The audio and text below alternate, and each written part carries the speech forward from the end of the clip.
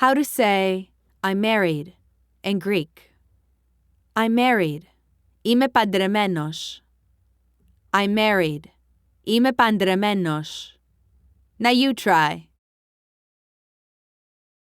That was the masculine version. This is the feminine. Είμαι παντρεμένη. I'm married. Είμαι παντρεμένη. Now you try. You can also say, I have a husband or a wife. Έχω σύζυγο. I have a husband or wife. Έχω σύζυγο.